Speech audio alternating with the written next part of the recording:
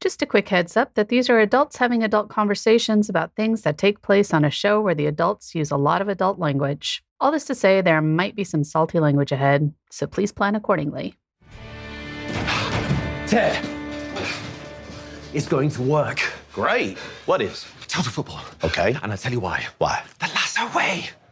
You haven't switched tactics in a week. I haven't? No, you've done it over 3 seasons. I have. Yes, by slowly but surely building a club-wide culture of trust and support through thousands of imperceptible moments, all leading to their inevitable conclusion. Total football. Well, how about that? It's gotta work. Doesn't even matter what number 4 is.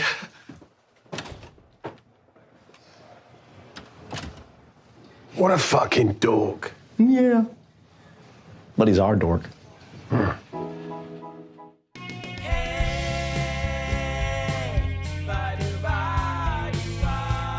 What would Ted Lasso do? That's the question we explore in each episode of this podcast. We take the lessons we learned from Ted Lasso and apply them to the real world through the lens of leadership and positive psychology. My name is Dimple Dabalia. And I'm Jeff Harry.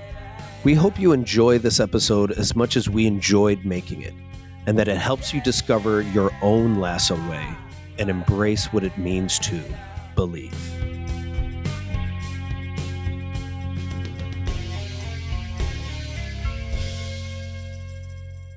Hello, everyone.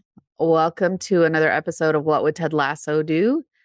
This week, we are covering Season 3, Episode 7, The Strings That Bind Us. And this one was written by Phoebe Walsh, who actually plays Jane Payne on the show, Beard's girlfriend. Oh, I didn't know that. She also wrote the episode All Apologies in Season 1 and Headspace in Season 2, which is the one with Roy and Keeley and where he wouldn't leave her side.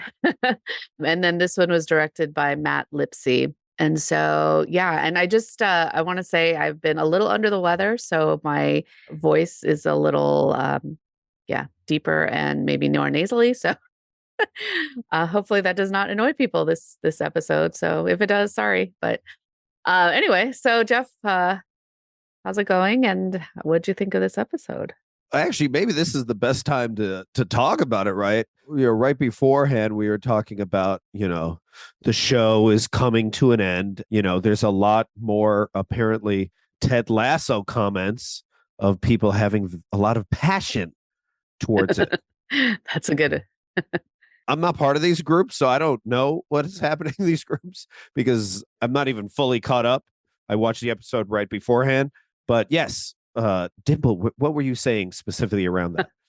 Yeah, I was just saying, so, I do kind of go through the groups and see what people are talking about after each episode. And first of all, it's really amazing how quickly once the episode airs, and, for most people, it's been coming out on Tuesday night rather than Wednesday. Like they've been releasing it early. There's like at least one person I saw in the group who's like commenting in real time in the Facebook group, but the rest of people, like within minutes after the episode is done, they're on there. And so it's pretty amazing. But yeah, just a lot of feelings around this now, and feeling like, I've been reading comments about like, oh, these are just wasted minutes that, that aren't doing anything for the story.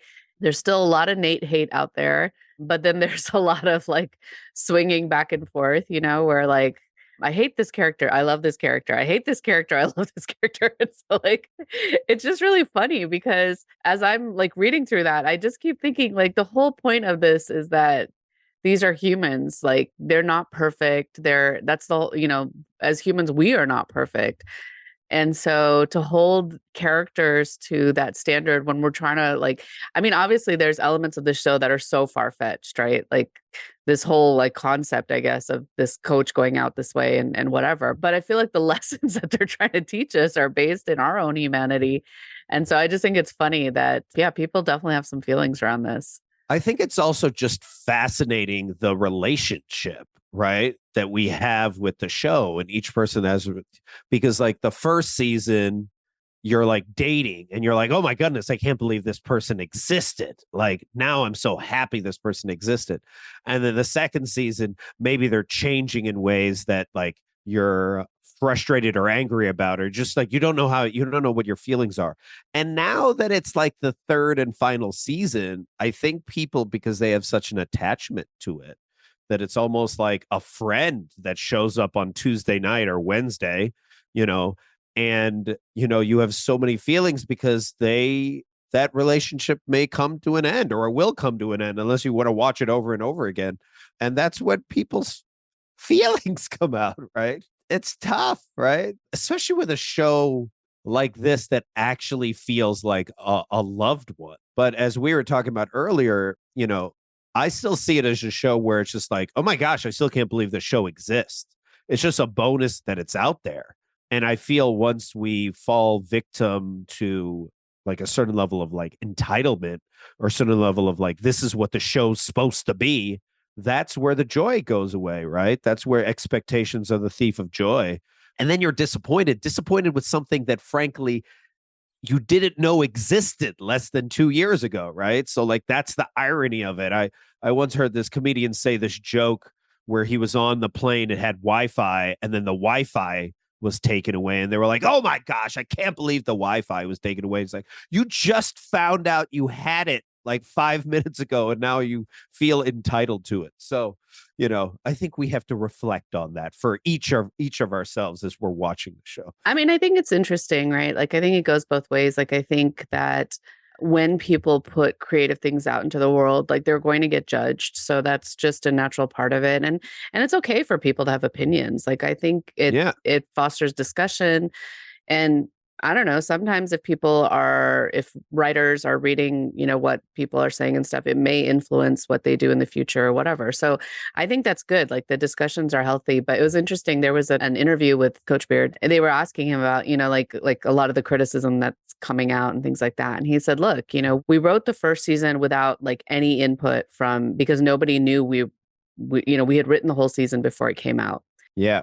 And then the second season, we had started hearing things, but we were trying to write and do it. And then he said, we've gotten you this far and you've gotten invested. And so we just need people to trust us that we will wrap this up in a way that is satisfying, And so I just thought that was interesting. That's hard, though. That's hard because some people feel they've been robbed before, right? Their trust have been broken before, like in Lost or some other, or Star Wars or Game of Thrones. They're like, don't do it to me again.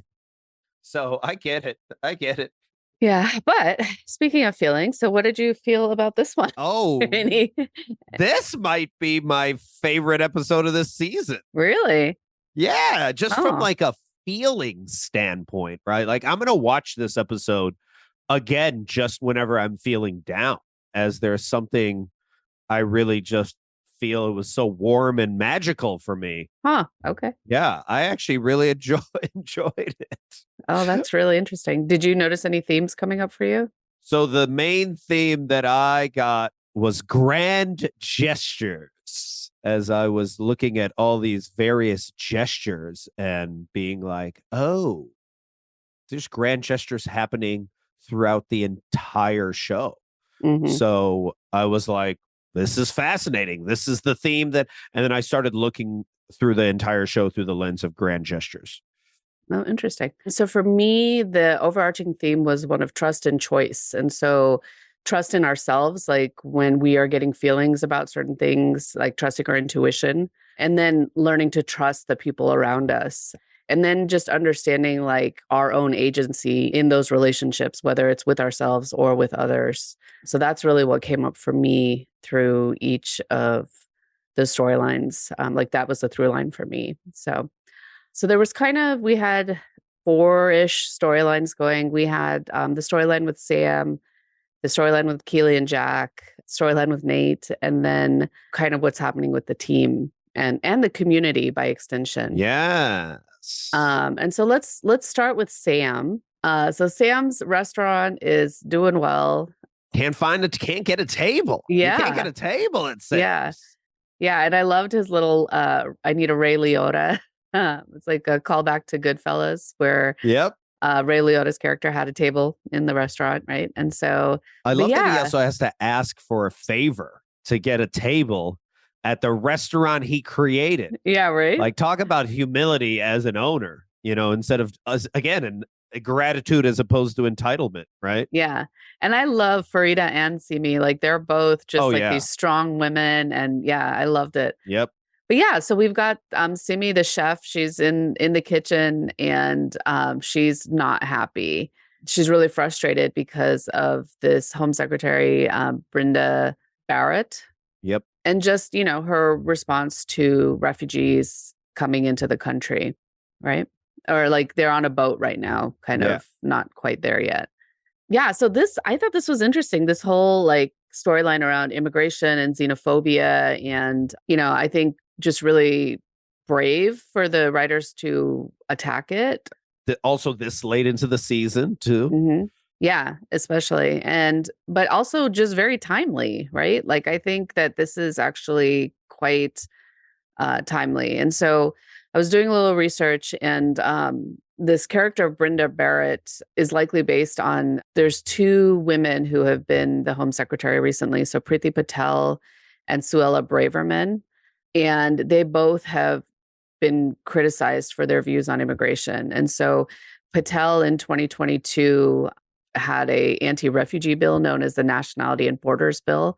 And then Braverman had similar views around refugees and immigration. And she's the current Home Secretary. First of all, let me just say I'm very disappointed because Priti Patel is Gujarati. Yeah. And so I'm like, come on, man. And given like how many Gujaratis in England were refugees coming out of like East Africa and stuff like that, it just really makes me sad that she would be taking such a stand.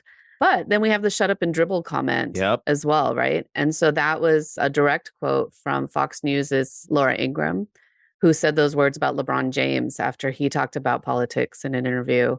And so, yes, I like that they brought in all these real life events and kind of put them in here.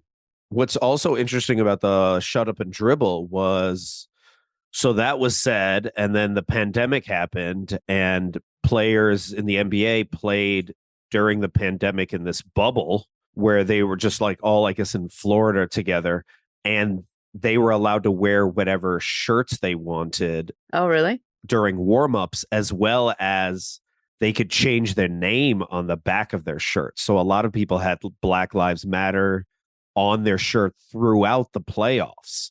So it went from like, you need to be quiet, you're just a sports player, you need to just do this, to them having, because there was nothing else to watch, to them being able to express their views literally on their jerseys. Oh, that's awesome. Which was like a big risk and a big move by the NBA that happened. But there's something also that's really interesting that Sam brings up that I thought was really just powerful and also really sad, is this idea of they love you as long as you play and win. Yep. And you don't disagree with them. Yeah. And what happened when England was in the, I think, the Euro finals in 2022. Yeah, 2022. Yep. The players that missed their penalty, they happen to be Black. And then there was all this racism that came out right afterwards regarding them. And that's not just in soccer. Like, I've seen that, in sports. That happened with the Boston Red Sox, with like Poppy was like the big guy, the one of the from the Dominican Republic, but the rest of the team was predominantly white, and people like loved him until they hated him. And it was just, you've seen this over and over again, where racism comes to a forefront in sports, and to the point that not only do you see the kneeling that happened with Colin Kaepernick in NFL, and then you see Black Lives Matter movement in NBA, but then even now with soccer, all the way up until last year, they were kneeling right before games, and they have against racism signs all throughout all of their advertisements. Yeah. So the three players from England were Marcus Rashford, Jadon Sancho, and Bukayo Saka. Yeah. And right after that had happened, Jason Sudeikis actually walked the red carpet for a premiere of something, and he had a t-shirt on with their names on it. So he's been pretty vocal in his own way. And so, yeah, I do love that they rolled that in and kind of brought it to light again. And those three players actually brought England all the way up to the quarterfinals this year. So it's just like now people love them again, but at the time they didn't love them. So it's just like, oh my goodness. Well, and Sam's comment about go back to where you came from, right? Because that's the other part that's really hard is I think, like a lot of these players, yes, they are coming from other countries, but like I used to do military naturalizations when I was working in immigration. And it was one of the most amazing things you could ever do because you are naturalizing a person who is willing to fight for your country. Yeah. Even though they are not yet a citizen, Yeah. And that always like really struck me. And I always found those ceremonies really meaningful. And so it's like we want to have, we want to bring in the best of the best to do the things that either we don't want to do or that we need help with. And then as soon as they say something or do something that we don't agree with, then it's like, oh, go back to where you came from. And it's just, it's really, I think it's got to be such a difficult way to exist in this world. And it's really sad, Well, this is where the irony and the frustration too, because a lot of people said when France won the World Cup a few years ago, they were like a majority of the team, 80 to 90% of the team was black. Yeah. And 80 to 90% of the team was from Africa. So a lot of Africans were like, that's our team. Like all those players. And I recently was talking to this Lyft driver from, I think, Nigeria. And he was telling me how, a lot of the players that are currently playing in Europe for other countries, not even other team, like the regular standard teams, but for like the national team, they should be playing for Nigeria, but they're not due to whatever reason, corruption or whatever the case may be. But it's just like so many African players are being taken to Europe, almost like trinkets, like in a British museum, and then used, and then if they're annoying, then they want to cast them away. Yeah. And it's ironic because it's like you can't have both, right? So that's well, and it's like as crazy as Edwin Akufu was in a previous episode, his intention for bringing all those players back I thought was really lovely, and it's true because there's obviously like an economic difference for sure, right? Like the way that these European teams are funded and stuff versus African teams and things like that. So but so this whole storyline, I definitely hit home for me just because I spent 20 years working in immigration, but also I'm, as a daughter of an immigrant and daughter of a refugee, like it definitely, or I guess niece of a refugees, it definitely hit home. And so I can understand Sam's frustration, right? I love that he really genuinely believes that, you can appeal to people's better angels and try to speak with reason and get them to change their minds. And Simi's like, nope, it's not going to happen. And so to see his anger boil over and, when he comes back into the locker room and, and just pushes past Isaac and Isaac's like, well, yo, like, what's going on? And especially because he's always just so cheerful and whatever. Right. And so to see that anger bubble over, like, it was just so heartbreaking. And, but oh man, when I heard the word Samuel, right. And he turned around and it was his dad. And so, his dad, Ola, played by Nonso Anozie, who was also in Game of Thrones. So there was a little Game of Thrones reunion. I love that actor. He's amazing. He's also in Ender's Game. Wait, what was the reunion in Game of Thrones? Oh, with Rebecca? With Rebecca, yeah. Oh. Yeah. But oh my gosh, that scene just, when he just melted into his dad's arms, and they cut to like Jamie and they cut to, Ted, and to see kind of that relationship, because we've known from the beginning that that's one of the best father-son relationships on this show, right? Yep. But yeah, I thought that whole thing was really, really beautiful. I also am fascinated with the fact that so many of the most powerful scenes happen in that locker room. Yeah. Jamie crying after his father and then hugging Roy, the TED Talks that happen from time to time.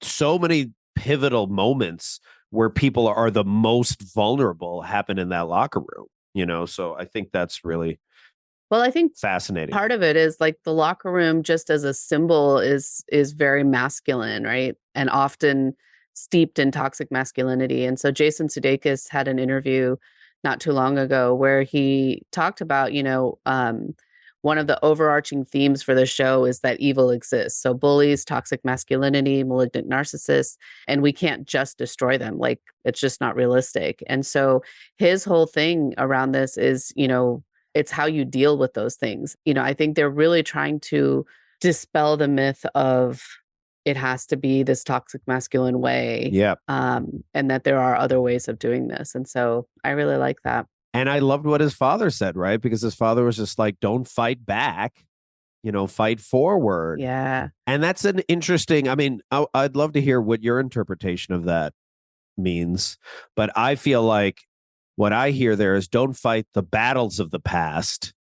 It's just like, let's figure out how we can move forward in a way that both takes the high road, but also comes from like a place of like, well, I'm not going to give up, right? Because like one of the best things he could do is to rebuild the restaurant and keep going, right? Yeah, I think so too. I think it is very much fighting forward is about not letting the past hold you down, because I think a lot of times we get stuck in like we just ruminate over the stuff that's happened and we like get angry and we get stuck.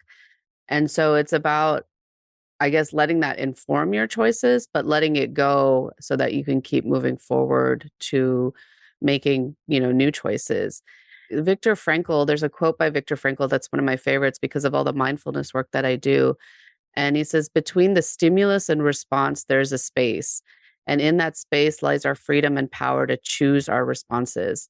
In our response lies our growth and our freedom. And so I think like that's very much, what this fighting forward is about learning to like take that breath in between, like, when that angering thing or like that event happens, being able to pause for a moment and then actually like choose our response moving forward rather than just reacting. And I think fighting forward is about choosing our response rather than just reacting. Just reacting. I love that. I was speaking to a bunch of mayors recently, and I spoke to this mayor from this conservative town in California, and she told me this inspiring story of how she was able to address toxicity and toxic masculinity in her city council. And she spoke about how it took like 4 years of showing up each day, being calm and collected. And when they would go after her, she would just stay rooted, in, who she is and would constantly push back, but from a respectful place. And in many ways, through their council meetings and things like that, they ruined it for themselves because they hung themselves in a way because she was so calm and collected and they were so like reactive, right? They started to look worse and worse. And then a few of them stepped down, and I believe even one changed his behavior over a certain period of time. And when she first came there, I don't think she thought that would have been possible. And she was able to change the culture of this entire city government by just being grounded and calm and understanding, how to show up with her own values. But it took a really long time. But the fact that happened like brings me a certain level of hope, as I think a lot of times people are like, it's toxic. No way it's going to change. And it's like, it can, but like toxicity thrives in silence. And she was not silent. She was constantly pushing, but from a respectful place. Yeah. I mean, but that's kind of what Ted Lasso is too, right? Like when he came into the team, it was pretty toxic and he just kept showing up in that same way and slowly made inroads that way, right? Like there's a power in that for sure. It takes time, but showing up and being curious and being open, eventually that I think does lead to opening the other people around us in the same way. If we can stay with it. It's not easy though. Like Yeah. it is really hard in like those moments of like dealing with total jerks that like Yeah. It's really, really hard. that And are so, triggering you at that moment. So here's yeah, my question to you before we move on to the next storyline is, had Sam tweeted back the response that he did. the response that he did where he called the secretary a bigot? I mean, but I think that's the point, right? Like, I think that whether he should have or shouldn't have, I think is irrelevant. Like, I think Oh. that it's a very human response, right? Like, Uh-huh. you've just Right. been totally Sure. triggered. You feel like you need to stand up for yourself too. Yeah. And I think, I think he was speaking truth to power because she is a bigot and she needs to be called out. But having said that, sometimes it's just like when Rebecca asked Ted in episode 1, like, are you going to fight back? Yeah. With all the stuff Nate's saying, and he said no. And so sometimes there's even more power in not responding. But having said that, like, I think that's the whole thing that was shown here, right? Like he fought back, which was just a reaction in that moment, right? He was so angry. Yep. And so just taking that moment to kind of think through, well, how do I want to respond? Yeah. It might have, given him an opportunity to do something different. Whether this was right or wrong, though, like I can't really say because, Right. I think we have all done stuff like that in the moment, I think what was magical is there is a Kintsugi moment, the near the end where I love that he goes, oh, well, we're going to replace the mirrors on Monday. And he goes, no, keep them, and it's a good reminder. But it's also like, not only is it a good reminder, but it's also embracing a certain level of imperfection and a certain level of history as well, of being like, hey, this happened and we want to remember that. And I found that to be really beautiful. It was. As well as just the beauty of them, of the whole team coming to like clean up the place. Like, come on. And I loved that they took what they had been learning on the pitch and applied it in this situation, right? And so, like, what does the situation need in this moment? And they said, we thought you needed us. And I thought, oh, and to your point about the mirrors, he does specifically say, right? Like, it's a reminder that everything doesn't need to be perfect. And so, yeah. Such No, a I thought Kintsugi moment. Yeah. So can we then go to the team? Wait. I just want to finish out this storyline real quick, though, and just say how heartwarming it was. Like, we don't know his father's name until the end, right? When I know the lights go on. And I know. Even when he met Rebecca, like, that was really awkward. I know, he just sat there and he just smiled. And then she smiled, and it was just like, what is happening? I was trying to figure that out. And then Keely was like, Greyhounds. Keely's like, Greyhounds, got to break the tension. I was trying to figure out, like, I mean, obviously Sam has told him everything about Rebecca, but I don't know, like, I couldn't figure, like, it was just so awkward. And what's interesting, though, is when he meets Simi, he's it's just like very comfortable. And he's like, oh, my son's told me so much about you. And then when she says Mr. Obisanya, he tells her to call him Ola. And so there's just a level of familiarity there, which was really lovely. And and I love that that's who he named the restaurant after. And when he saw the lights go on, like, oh my gosh, I cried. Yeah, I cried for sure. When this is why it's my favorite episode of this season. Well, let's move on to Keely. I was gonna be like, can we talk about the team? But okay, let's talk about the team. That's fine. Well, the reason why I want to talk about the team is because they're cleaning up the place. They're, they turn the sign on for his father. And at that moment when the music's playing and they're all hanging out at the dinner, and everyone's connecting and sharing stories, and, Sam is in the back dancing with his father. I was like, this is why I think this is my favorite episode, because I'm like, oh, they won. Like, they've won. Like, regardless of whatever happens the rest of the season. Yeah. Even though a storyline I would love to see is them winning all the games and then winning the championship and whatever it is, they've already like achieved so much.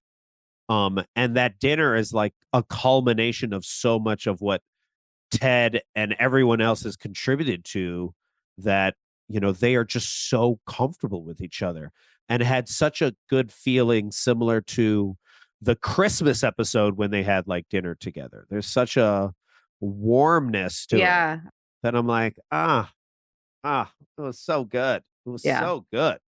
Yeah, that was really beautiful. But yeah, so let's talk about the team. So they are putting out, I mean, they're going to start working on total football, right?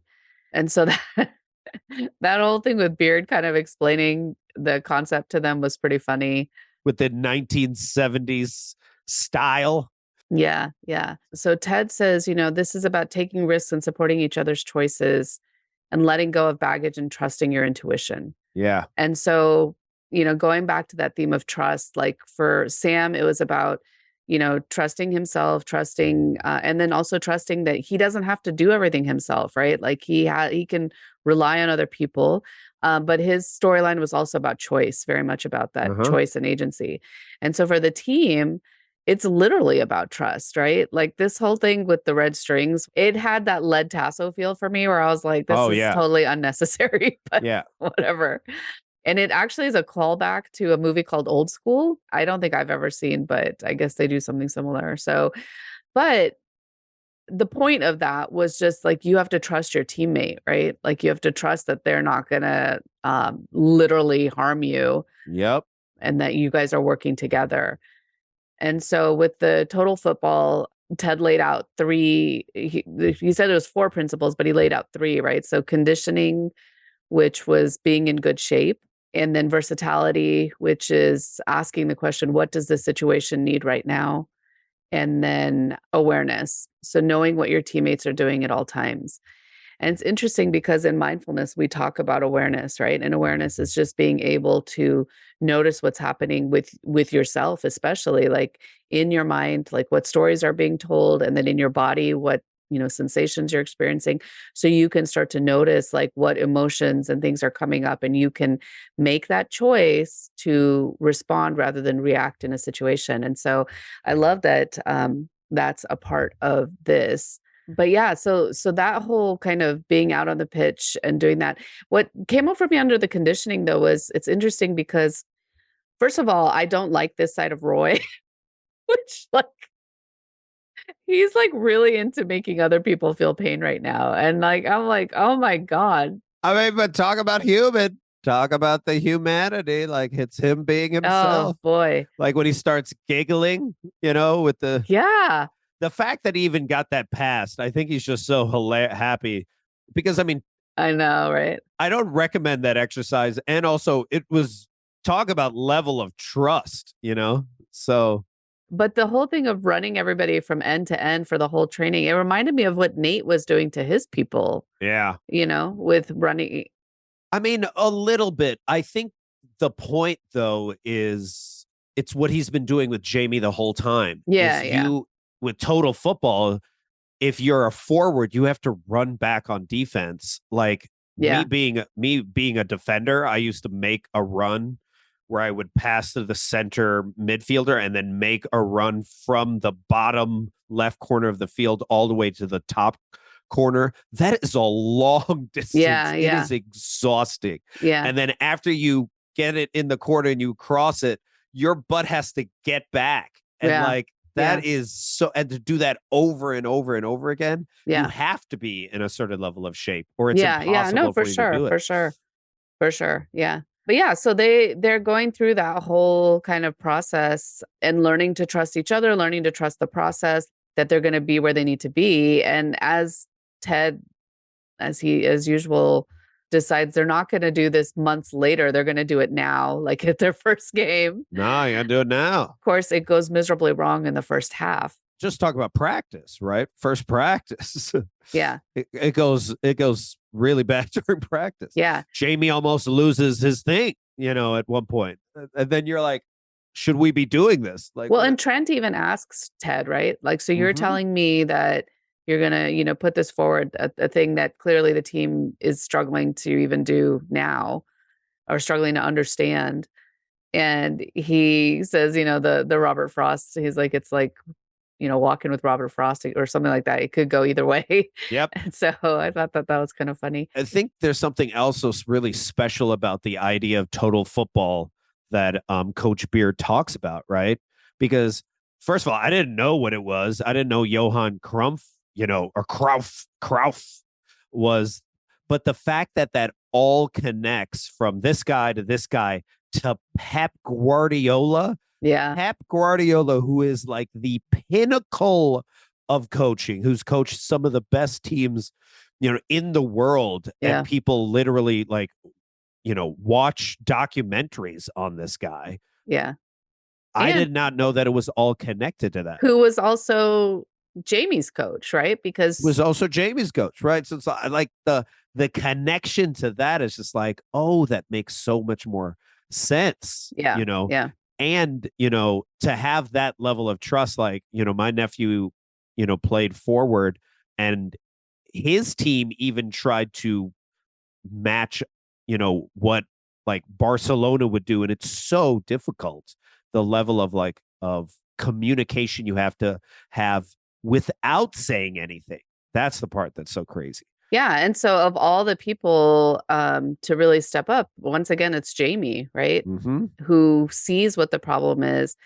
And I love the callback to the previous episode, the signal, where he says, like, I don't want to say it because I don't want everyone to think I'm a prick. And everyone like flips him off to say, like, we want you to be like, this is the moment to be that. Yeah. And it shows, again, we've talked about his growth a number of times, but like, when Danny says, yeah, this is the fourth thing, sacrificing self-glory for the team, right? Mm-hmm. And then Ted says that's not the fourth thing, but Jamie recognizes it's not just about him scoring all the goals, right? So even like when they handed out those pieces of paper about who they were partnering with, he was like, well, you must have made a mistake because it's just me. And they said, oh, well, we just want you to keep doing what you're doing, right? Like, don't you want to do that? Just keep going out and scoring goals. And you can see he's kind of like, okay. Yeah. Like he wants to be part of the process as well. Exactly. And so, and then we see that his idea is on the right track because then they come out and they actually end up scoring. And I loved how they described the announcer said, is a majestic sweeping symphony of a goal with Tart in the role of conductor. And so, and what's interesting is going back to Coach Beard's tape, there always was the guy that connects it all. And Pep used to play that role, and this other guy, Joseph, used to play that role, and Johan. And now they were waiting for Tart without telling him that, and he had that epiphany, on his own, and then stepped up. But I don't think they knew it either, though. Maybe they didn't. Yeah, maybe they did. I don't think they did. Whoever's going to step up, right? Whoever is going to evolve in. But then it was such a beautiful. I love that they actually showed it too, because I watch so many, TikToks of video clips like that where like it's like 10 or 12 passes, in a row, but you really do have to be on the same page. And I already felt they were on the same page a little bit beforehand when the kit man was throwing the bottles. Oh, yeah. And they were playing some song from Hogan's Heroes. Yeah. Yeah. Is it from a movie? It's a TV show, Hogan's Heroes. Okay. Yeah. Where dun, dun, dun, dun, dun, dun, dun. Yeah, like I just love that because they're starting to read each other. Yeah. Which I just found so beautiful. But so I don't think any of the coaches realized, like, I don't think they thought about Jamie in that way. And also, I don't think they were necessarily doing it right. Like, I think they had this idea for total football based on what Ted had kind of come up with and what the actual theory of total football is. But it's not until Jamie kind of explains, like, you have to go through me, not to me. Yep. And then he says, that's actually what total football is, isn't it? And so I think they weren't entirely sure. They were just kind of winging it. And, they had some ideas and stuff. But I love that Ted also says that, sometimes the best idea is, hiding behind a whole bunch of other. Oh, he says a lot of times the right idea is sitting behind the wrong ones. Yep. And so you have to, I think we've talked about this, right? This idea of like failure. Like sometimes you have to go through the process of making all these mistakes along the way to finally get to the thing that is going to be the thing that works. And so, yeah, I love that they're open to that. Yeah, you must have crappy first drafts. Yeah. And you must make many crappy first drafts, because if you focus on trying to get to the perfection at the beginning, you just won't. And it actually reminds me, ironically, of like a quote I recently heard from Matt Damon when he was talking to Ben Affleck, and he was like, one of the best advice Ben ever said to me was just like, don't judge me on my worst ideas, judge me on my Oh like yeah. best ideas, right? And I think there's Yeah. that process of, again, trust, right? Yeah. Yeah. That it's going to work out, it's going to play out. It's in the middle of the mess right now. It's really crappy, Yeah. but it's going to come together. And talk about the theme of grand gestures, just thinking about the Ola sign, and that's a grand gesture. You know, us doing total football and embracing it right now is a grand gesture by Ted. You know, Jamie stepping up and being like, all right, I'm going to go to the board. And then him looking and everyone gathered around him. I love that moment Yeah. where he's just like, oh my goodness, now I'm coaching. Now I'm doing this whole time he's wanted people to like him. And then now when he's just simply being himself, that's when they like him the most. Yeah. Yeah. That was When he's sweet. let go of it. But what I love is that as they're doing this, it's bringing the community in too. And so, you know, the team losing impacts more than just the team, right? Like it really impacts the community. And May talks about how like literally like her pub is empty if they're not winning. Yeah. And I love when the boys come to tell Ted that they're sorry for getting soft on him and humanizing him and losing all objectivity. And his response is to invite them to come and watch training. And which is perfect. I love it. Grand gesture. Another grand gesture right there. I love what he says to Beard, which is, you know, it's their team. We're just borrowing it for a little while. And it made me think about, I don't know if you've watched Welcome to Wrexham yet. I haven't watched Welcome to Wrexham, but I have been watching so good the games. So because they are doing really well. They just got out of relegation. So I watched. They did, exactly. So I'm gonna wait till it's over and then watch all the documentaries. But talk about like a Cinderella story. They just got renewed for season 2. So season 1 is fully up there on Hulu now. Yeah. So Ryan Reynolds and Rob McElhenney. It's interesting because when they wanted to buy Wrexham, they actually made their appeal to the community because they knew that this team belongs to the community, you know? Exactly. And they talk about it in the show about how nervous they are because they know that this could make or break it and stuff like that. Yeah. And what I loved watching was over the course of each training, like each of the, you know, as they're going through conditioning, versatility, awareness, that there's more people showing up in the stands, right? Yeah. And so the original invitation was just to the 3 of these guys. Yeah. But as more people show up, they're clearly just letting them in. And it's nice because there's a sense of like ownership and buy-in that comes in as you involve the community in this process, right? And so much ownership that one of the fans is like, he gets the red string, and then he's like, "Who wants to do this with me?" Yeah, it's hilarious, just walking around. I love it, and I also love them trading personalities. Like they're like embracing the idea. Yeah. But my favorite, which we haven't mentioned, was the Kit Man being Coach Beard. Oh my gosh. He was so good. He was so, I don't even know what he said, but he was just like, "Wrap up, wrap up." No, and then he said, "Let's go." Is that Coach Beard? Yeah. Wait, what does he say? Where he goes, "Let's go." Just like, is that how he says it? Remember how like, but he like screams it like Beard did. I know. Yeah. I don't want to do that on the mic because it'll burst people's eardrums. But I love that. I just love that play, right? Like the level of play. And even when the players are like, "Can we be each other?" And he's just like, "No, you can't." And he's like, "Okay, you can." And they're like, "Yeah." Yeah. Oh, that level of play just was so much fun. Yeah. To the point that the Kit Man had Beard's beard. He had drawn it in. I mean, he had his mannerisms down. And even like when he's sitting at his desk with his feet up reading the book. Reading some old book from like 1985 or something like that. I loved it. Yeah. I loved it. Yeah. So yeah, definitely. What was the book though?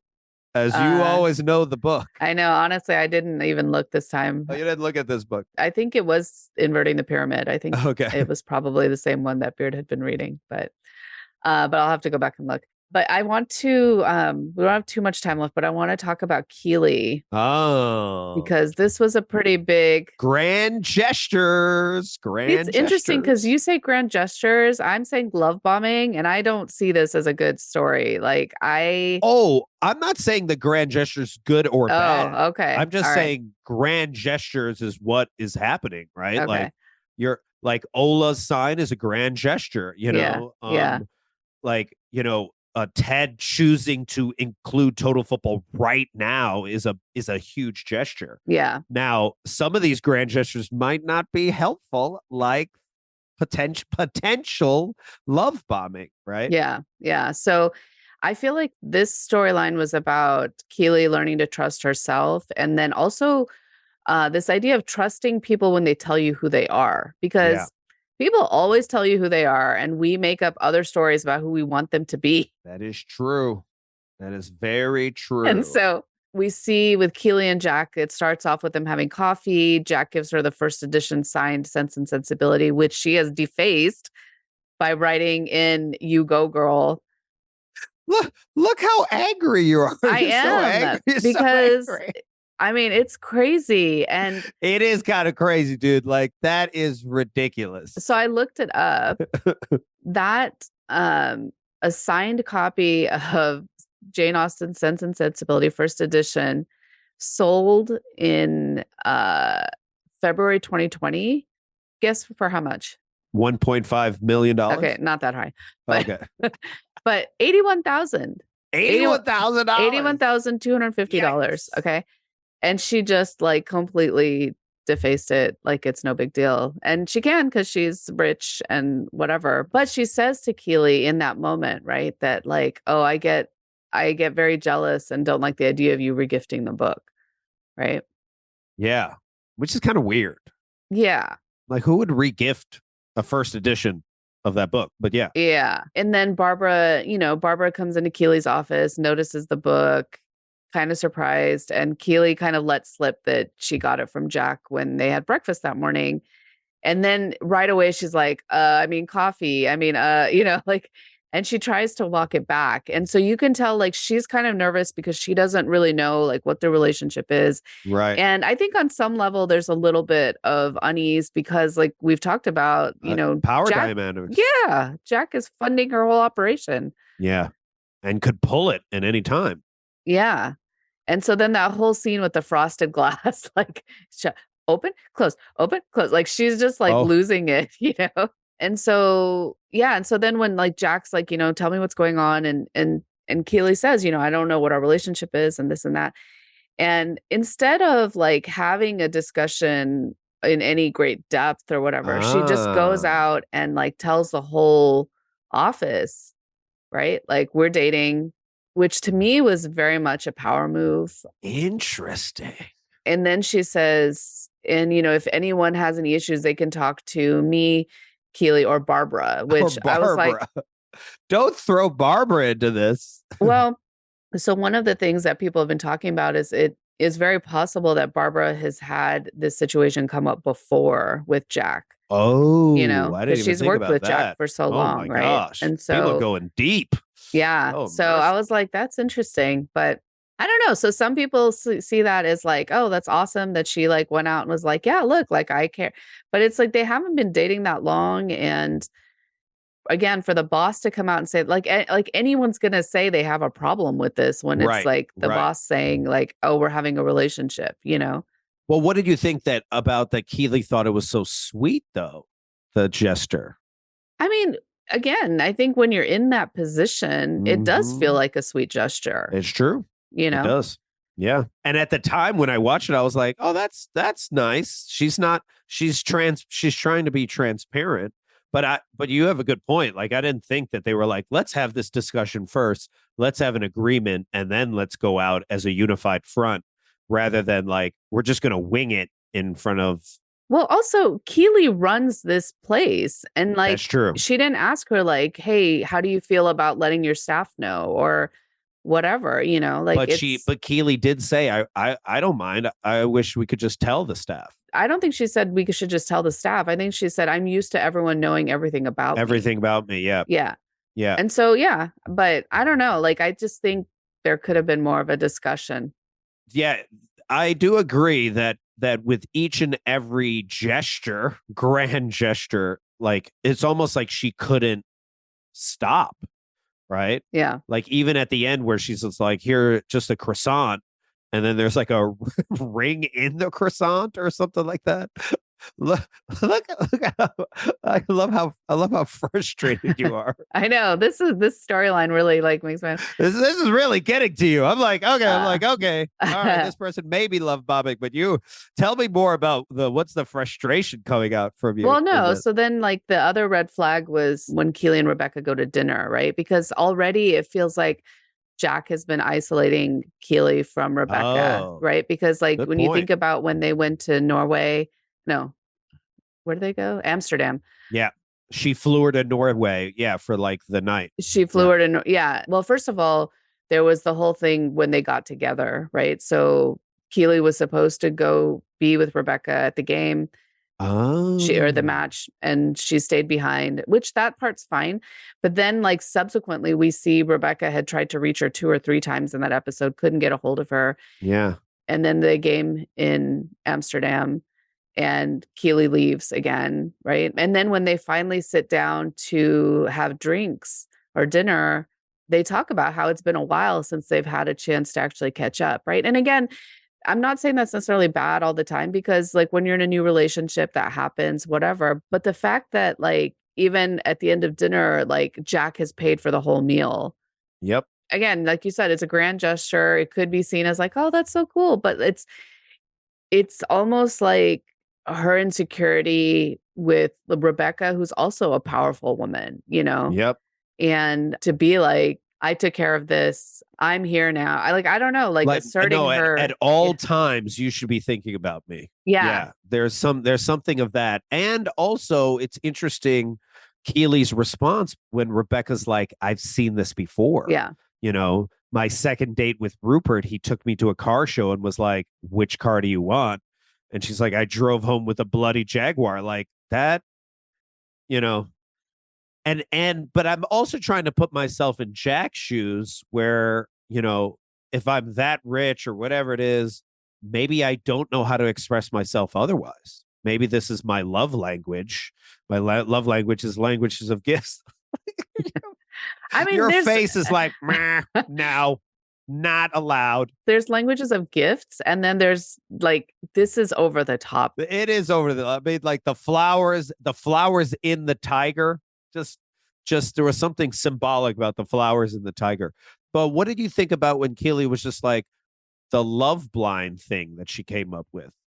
The emotional version. I mean, I think she's right. Like, I think we are love blind in in those moments. Like, I know I've definitely been in situations where I can't see the bad things in a person, or like the not bad things, I shouldn't say it like that, but like the red flags, like I don't see them because I'm in the relationship or I'm in that stage of like, this person is everything.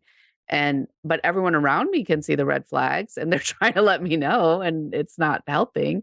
But you also, like, if you haven't been taking care of them in a really long time, like it just feels really good. Yeah. Right. Yeah. And that can be intoxicating. Right. And that is a key word, intoxicating, rather than.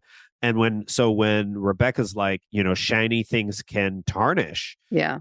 I think Keely might be like, why are you pooping on my parade? Right. The whole hush your butt thing. But Rebecca's speaking from, experience and is just wanting her to, be happy. But this is what I find it so funny is so at the end, when they find out Jack is going to be buying it, Rebecca just starts ordering all his stuff, which I think is awesome. Yeah. And the 34 Chateau Cheval Blanc that she ordered sells for $2,000 a bottle. Oh my, and to go. Yeah. She ordered it to go and said, and one for yourself. She gave one to the. Yeah. Oh, I loved it. I don't think she felt like Rebecca was like raining on her parade or anything. I think it got her to start thinking though, because it was after that when like Jack filled her office with flowers. And so I looked up love bombing because I was curious to like get more information. And It is exactly this, right? It says it's a tactic used by narcissists, and it's a dangerous form of emotional abuse, a manipulative tactic, which is not only abusive, but also extremely hard to detect when it's being unleashed on an unsuspecting person. And so it's meant to make the person feel dependent and obligated. And so, like, when you think about like all the big gifts, right? Like, Yeah. you do start to feel like, oh, like I should do something for this person or whatever. And so the example that was used in the article I was reading was, and I'll link to the article, was like the Netflix documentary, The Tinder Swindler. Did you see that? Oh It was yeah. insane, right? And so this guy who, That dude was insane. yeah, so he was doing like all these, like to your point, grand gestures, right? Grand Like gestures. flying people around on their private jet and like taking them to these expensive meals and this and that. And then he would like come back later and be like, "Hey, so can you give me 30 grand? Cause 30 like," grand, and I was just specifically like, 30 grand. And you'd be like, he's like, yeah, I'm good for it. And and they so, gave it to him. That's the yeah. craziest part, is they gave it to him. Yeah. And then the other piece of this is the love bomber will demand your attention, time, and may isolate you from family and friends. And so, Yeah. again, Jack kind of taking Keely away from Rebecca and then like other people. And this kind of sounds messed up, but this is also very similar to grooming. Yeah. It's a very similar, which, like pimps do with, their Yeah. staff, as they would call them. And it's just like, this is extremely manipulative, because then at some point the love bombing goes away and then you desire it all the time. And you're Yeah. like, did I do something wrong? And then you have to earn it back. And that was the one time I was like kind of weirded out by Jack, when she was just like, let me take you out for dinner. And she's like, it better be like good. Yeah. Right? Or she says something to that effect. Yeah. And I was like, ugh. Yeah. Like, Yeah. how am I going to ever live up to what you've already given me? Yeah. Right. Yeah. So So it's interesting. So Keely said her favorite flower is daisies, and like a big kind of overarching homage in this episode is to the movie You've Got Mail. And so at the beginning, the episode opens with the cranberries playing and all the businesses opening and stuff like that. And that's the kind of same opening to the movie You've Got Mail, with Kathleen Kelly like walking down the street and all that kind of stuff. And so I love that. and her favorite flower in the movie is daisies and things like that. So I thought that was kind of cute. Just a reference, I forgot another movie reference that made me so happy, was when who was it? Was it Isaac? Isaac was taking the corner kick, Uh-huh. and then he kicks it into the glass. Yeah. The like, what are the Top Gun? Yeah. No, it was from Major League. Oh, Major League. The movie Major League, where he's like, just a bit outside. And he says it in an in an American accent, because Bob Uecker just said that when the Wild Thing would like throw it into the stands when he's trying to pitch. And I was like, oh my goodness, a Major League reference. I was so excited. Oh my gosh, I love this show. I love these writers. I know. All right, so let's talk about Nate. Oh, because this was really adorable. Your favorite person, the one you defend. Which, frankly, because you've been defending him, my little human, he's the little human. Before you're defending him, I'm beginning to like him again. It's changing me. Look, you're changing me. I'm cheering for him. But I feel like this was a really nice, like, we got to see that kind of dorky side of him again. Yeah, we got to see his family. Well, yeah, that was really interesting to finally see that he really does have a sister and he really does have a niece, but super cute. And I love that, he keeps like going by to like, so here's an interesting, he like visits every day. Right. Grand gesture. It's like that fine line between liking someone and stalking, right? I knew you were going to say the stalking thing, because he does put once you put your hands to the window, that's when it gets stalkerish.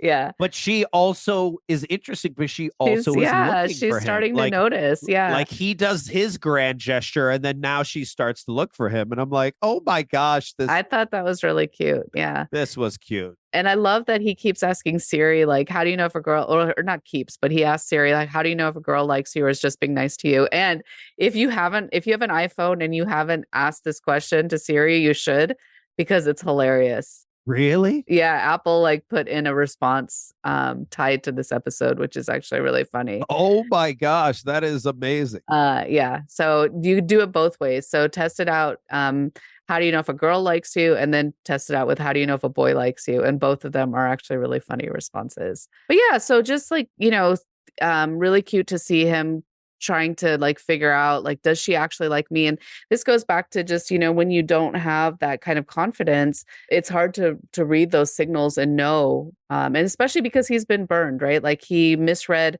Keely being nice to him and misread that situation. And so it makes sense that he's a little bit nervous about, does she actually like me? Or is this, am I misreading this? And I also just love that he can't, everyone keeps telling him that you can't tell, right? yeah, yeah, And it goes back to what you said, your theme at the beginning, trust. There's a certain level of trust because literally it's the same question when Trent Krim comes up to Ted and it's just like, what are you doing?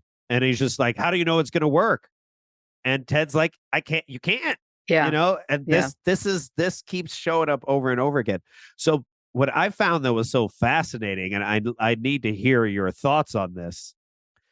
He goes there, because his finally his mom, oh my gosh, oh, I'm sorry, his mom showing the grand gesture that his dad did with the whole map. The map, thing. yeah. That was amazing. Which is like, it almost looks like a book report. It was like he drew it with cartoons. Like, it's cute. this dad that I've always seen is like really mean, like, or just like really tough. Reminds me of my dad in some ways. And then he does something so sweet for her. Yeah. And then they encourage him to be like, well, go ask her out. What's the worst that can happen?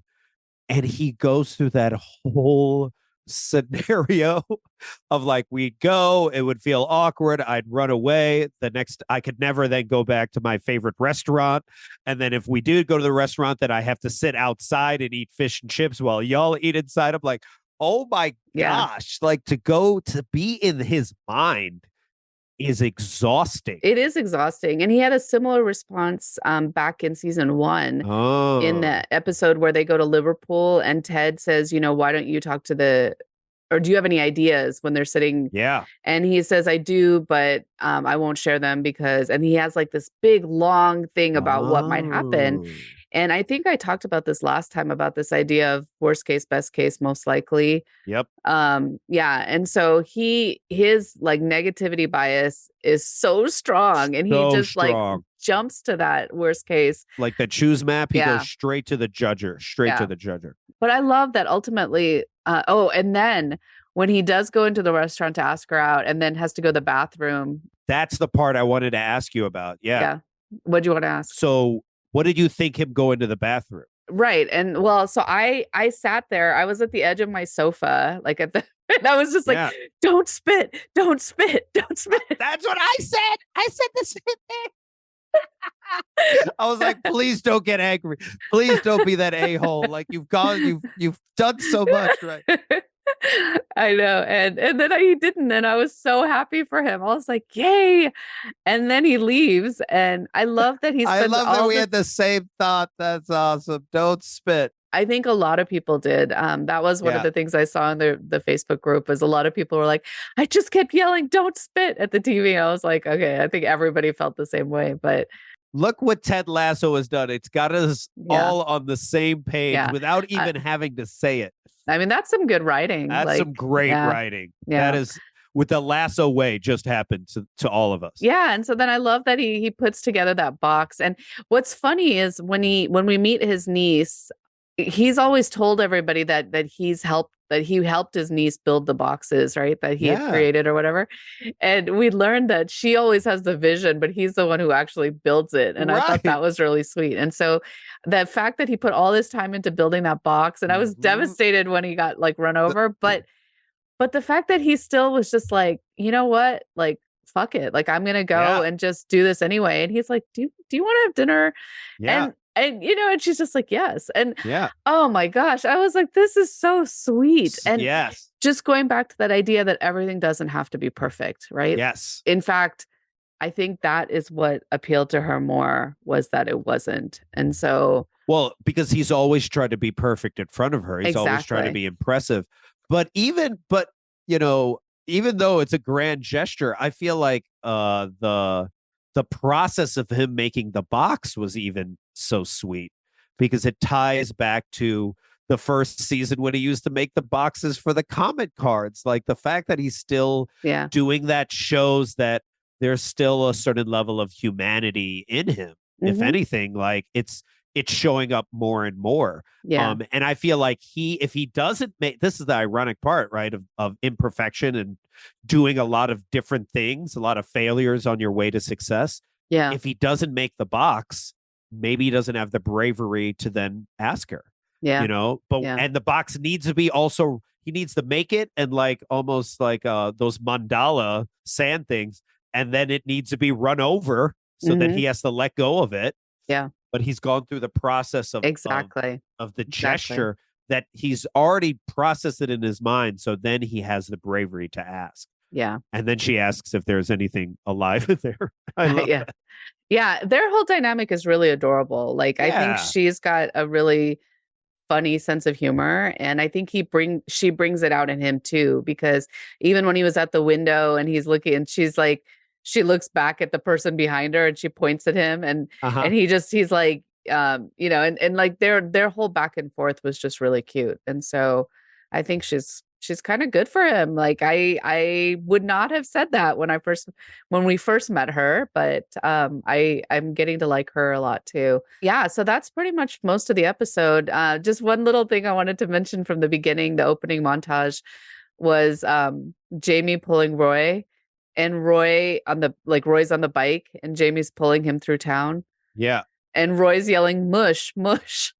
So like mushing is like dog sledding, right? Like where the dogs are like pulling you. And so I thought that was kind of funny. But So this is the reason why I consider this the most special episode of season 3 for me was the magic that happened at the end, right?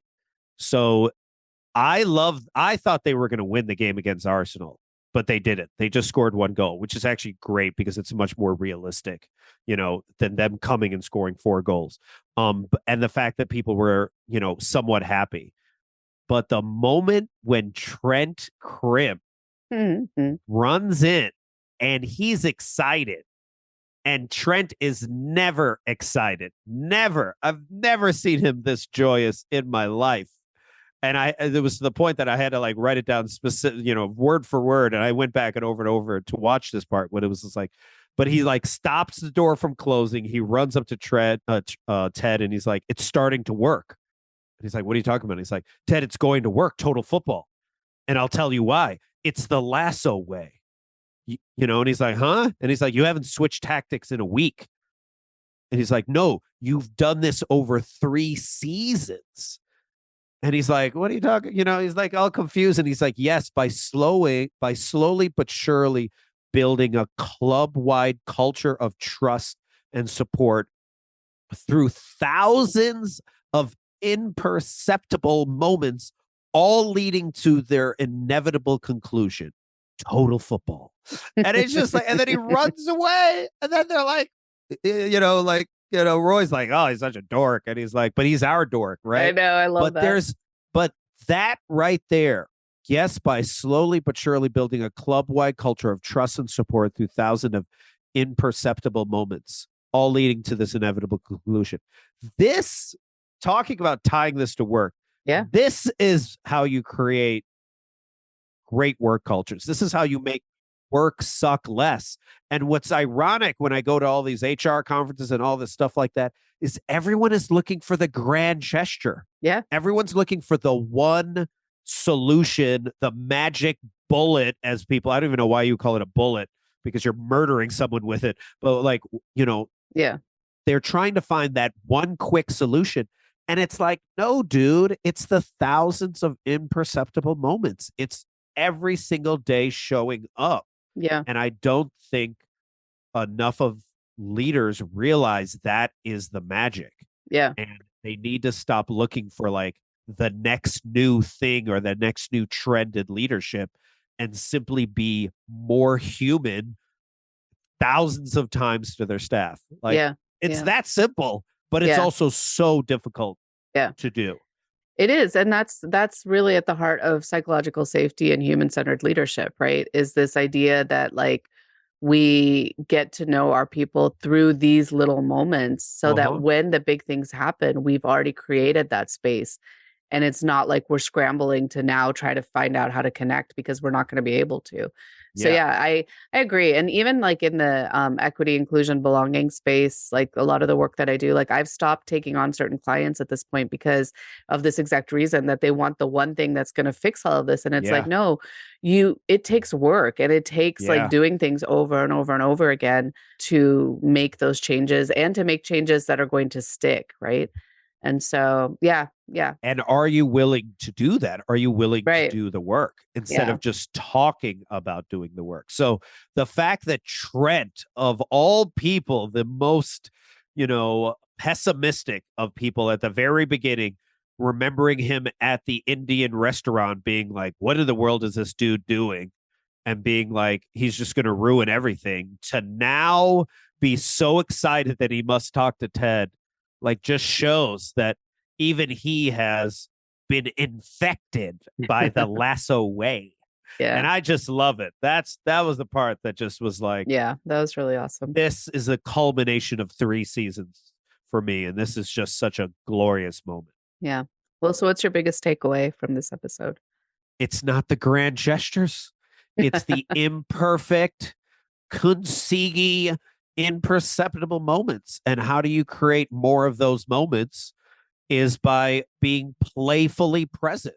And you saw that with the team. Then when they were playfully present and embraced the imperfection of total football, that's when magic showed up. Yeah. Yeah. I think my biggest takeaway is also just, it doesn't have to be perfect. Nothing has to be perfect. So, yeah. Ooh, such a good episode. Let's go. Let's go. I can't believe we're already halfway. Let's go. I think this is over halfway through now. So, man. crazy. Even I'm getting a little sad now. I know. Well, thanks everyone for tuning in and listening, and we will see you again next week. Take care. Thanks for listening. Take care.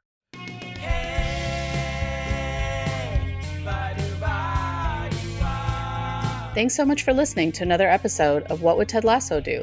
If you got any nuggets of Ted Lasso wisdom from this episode, try them out in your life and let us know what happens at WWTLD Podcast on Instagram or on our website, wwtldpodcast.com, where you'll also find a full transcript of the show. We love hearing what other Ted heads took away from the episode or details or perspectives that we might have missed.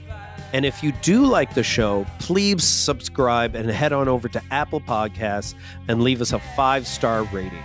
Every rating helps us get our show in front of more listeners. To that end, we'd also ask, if you enjoy the show, please share it with your friends, loved ones, randos on the street. You get it. Thank you to the team at Podify for producing our show, to Kajal Dabalia for all our visuals and graphics, and to Kenzie Slato for our theme song. And most of all, thank you to all of you for listening. Ted Lasso could simply just be another show to binge watch, or if we challenge ourselves to consistently ask the question, what would Ted Lasso do? It could change the trajectory of your life. It has for us. So join us again next time as we explore another episode and ask ourselves, what would Ted Lasso do?